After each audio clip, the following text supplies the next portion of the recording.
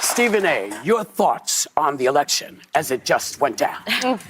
I was surprised at how lopsided it was.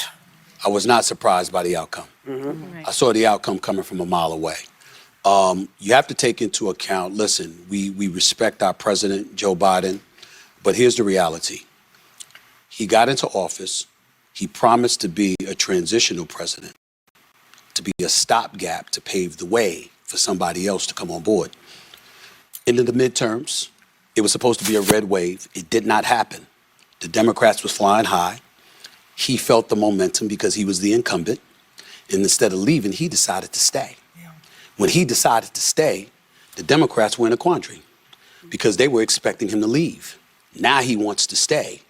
They're around him. They're seeing the fastball has dissipated to some degree. They're seeing that he's not what he used to be. And what do you do about it? You grease the skids. There's no primary for him to experience. You let him go on stage June 27th, and clearly he was exposed. 3.5 weeks later, he's forced and compelled to step away because donors to the Democratic establishment, they were not going to support that. And then Kamala Harris is inserted. I don't blame her one bit. Same. I thought she did a phenomenal job. Yep. She went all out. She did what she could. Yep. But you can't overcome that kind of situation. And remember, there's 2 C words that are incredibly important in America. Capitalism is one. Competition is another, because it's a metaphor for capitalism in a lot of people's eyes. Because you were inserted, even though you were the vice president and it was the Biden-Harris administration, you had folks who are independent. I'm not talking about those on the right, and I'm not talking about those on the left, just independents, who said, wait a minute, she didn't experience a primary either. And the last time we saw her in a primary was 4 years ago, and she didn't even make it to Iowa. They used that as an excuse to point to her level of inexperience. Then you got the war in Russia and Ukraine. You got the Israeli-Palestinian conflict, Hamas and Hezbollah and all of that stuff. And you had Trump using codes. Look, do you want her? Where is she? Where's the interviews? Where's she showing herself? Where's the tough questions? Where's the interrogation? And he leaned on certain things. And you knew people were going to gravitate to that because right now, as divided as our country is, fear comes associated with that. And because that fear was there, he fed off of it. Yeah. Hey, welcome back to the channel. It's your man Wise. Today, we're going to react to this video here. Stephen A., Sonny, you already know what time it is. They allowed Steve to go on this, I don't know, maybe 2-minute, 3-minute soliloquy or so, and allow him to get his point across. You know Sonny Hostin is about to come with something so far out in left field that even Stephen A is gonna be like, wait, huh? What? Like, share, subscribe if you haven't done so already. If you are subscribed to the channel, turn those notifications on. Consider joining the ARP family. There's a join button down at the bottom, man. Join the channel, man. Support me. I appreciate you guys that have. Let's keep it going. And people bought it, hook, line, and sinker. Fashion And that's why he's the generally president. And Stephen, let me ask you, because I agree on all counts. There's a lot to unpack of what kind of went wrong for Democrats here. I think a factor is the working class feeling left behind, not reaching out to rural Americans. But what do you identify as what Democrats got wrong? And it seems like you agree Biden maybe should have stepped aside sooner. He definitely should have stepped aside. I said it a year ago. I was on camera, everybody was getting on me. I said a year ago, you need to step aside. You took some heat. You remember, though, that he said, does everybody remember he originally said he was just going to do it for 4 years? Right. Yeah. That's what And he should have stepped aside. But, hey, God has a plan. Because if he did not do what he did, we wouldn't have an RFK Jr. in the position that he's in. We wouldn't have a Tulsi Gabbard in a position that she's in. We could be looking at a completely different direction for America. So I am glad that Biden allowed his ego to supersede the party's demands. I'm glad it happened. And on top of that, by Biden staying in, he also exposed mainstream media for who they are, left-wing lying propagandists. All of this was exposed. It also exposed them as the party that is the true threat to democracy. See what they've pulled, not just this current election cycle, but see 2016, see 2020. So what's in the dark always comes to light. And so I am glad that Biden, again, allowed his ego to tank the Democratic Party. I'm glad that it happened. Right. And did you think that once you know who stepped in, he said, well, there's nobody, we don't have anybody. Well, the point is that it's not about who you're going up against when you know you're not what you used to be. And see, this is where covering sports puts me at a distinct advantage. I cover people every day where it's time for you to go, but you're holding on and you don't want to leave. People who cover the world of sports are accustomed to seeing that all the time. And so now here you are, to answer your question directly, you are the left, you leaned, and you were a prisoner to the extreme left in a lot of people's eyes. Well, guess what? Most of America doesn't operate on the fringes. Whether you're left or you're right, you're relatively centrist. You believe in compromise, negotiation, working with one another. Nobody gets to get everything they want. The problem is those on the fringes continuously push for you to get everything you want. They're not about getting. I'm not even gonna lie. Goodness gracious, man. Stephen A., he sounded like one of the smartest people that they've had sit down at that desk in quite some time. Someone that would consider themselves left-leaning. I know he doesn't consider himself a Democrat. I believe he says that he is a independent. He is fiscally conservative and socially liberal, something along those lines, if I'm not mistaken. But he's actually making some valid points right here. They're not about getting things done. They're about getting their way. And if they're not going to get their way, they're about complaining and griping about it because they understand that when you are operating based off of grievance, that's usually what provokes you to get to the polls.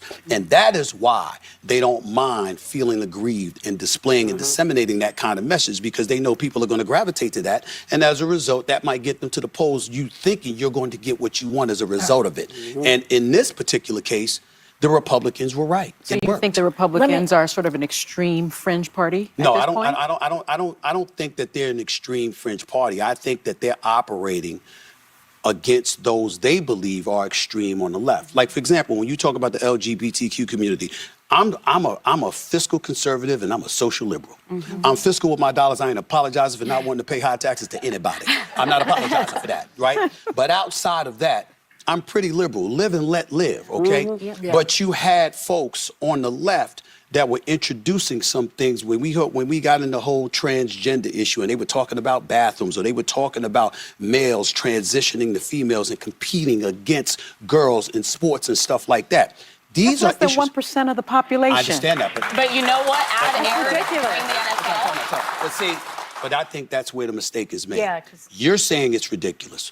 I don't disagree with you. Yeah. But most of the voters out there don't think like that. But that means they don't have the information. Okay, but 90% of the voters don't have the information. If you're out there busting your tail to make ends meet and to pay your bills, and you're going to work every day, and you got a family to take care of, and you're in New York City, you're getting stuck 2 hours of your day, you're stuck in traffic.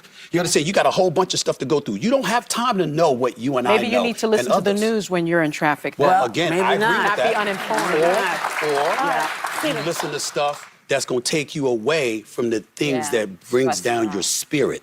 And that's unfortunately what most voters are doing. Let me ask you this. How you want to speak? No. Sorry. Sure. Because Howard Stern says that he wasn't confident. When it comes to sports, and I'm glad that Stephen A. spoke on this, I'm disappointed that he's in agreement with Sonny Hostin on this particular issue. She brings up, it's only 1%. It's 1%. I don't care. 1% is 1% too many. When you come and you're allowing people to compete with young women, because the thing is that we don't see it on the other side of things. And the fact that ESPN will not cover the Blair Fleming story that's going on right now at San Jose State, the fact that they won't cover the fact that 4 or 5 teams have forfeited games or matches against San Jose State tells you everything you need to know about ESPN and a Stephen A. For the fact that for him to get on here and say, well, live and let live, which to an extent, I actually agree with that, but not live and let live when your life infringes on someone else's life. And that's the problem when it comes to, men transitioning to women and competing in sports against women, because they typically go in there and dominate. So it doesn't matter if it's just 1% of the population. It's still unfair to the women who are working their tails off to put themselves in a position to compete only to be just thrashed by a guy. It's not right. We've seen it in combat sports. One young lady had her skull fractured We've seen it in volleyball. A spike comes down, a young lady gets a concussion. These are the types of things we're seeing guys break records that no other woman will ever touch. And the fact that people don't want to have a conversation about it, or two, the fact that people like Sonny and others on that panel are defending it, who don't play sports, might I add. Sonny looks like she ain't never played anything. I think she said she played basketball back in the day, but whatever. But it's just ridiculous to me that you have people standing up for that issue. You're an adult, live your life. But you living your life shouldn't infringe upon someone else living their life. Simple as that. And that the country was ready to elect the first female president because he knows, quote, how men talk behind closed doors about us. So we're very privileged to have a great guy here today. I'm sorry, I'm going to rewind that a little bit. Because he knows, quote, 2 hours of your day is stuck in traffic. You understand? You got a whole bunch of stuff to go through. You don't have time to know what you and I know. Maybe you need to listen to the news when you're in traffic. Well, again, maybe I agree not. with Be that. uninformed. Or you listen to stuff that's going to take you away from the things that brings down your spirit. And that's unfortunately what most voters are doing. let me ask you this. How you want to speak? No. Sorry. Sure. Because Howard Stern says that he wasn't confident that the country was ready to elect the first female president because he knows, quote, how men talk behind closed doors about us. So we're very privileged to have a great guy here today. Newsflash, Joy. Men don't really talk about women like that behind closed doors, to be honest with you. Young men may talk about some of their escapades and things of that nature. Young men. Older men, we don't really talk like that. We just don't. I mean, if we're together and we see a nice looking chick, we might, say, oh man, that's a nice looking chick. Outside of that, we're not just sitting around in men's spaces. We're not out on the golf course talking about women. We're just not. Y'all aren't that important to me. And no disrespect to the ladies that watch the channel. We love y'all. We love women. And to be honest with you, a woman could be president of the United States. But as Bill Clinton so eloquently pointed out a couple of days ago, that it's probably going to be a conservative woman.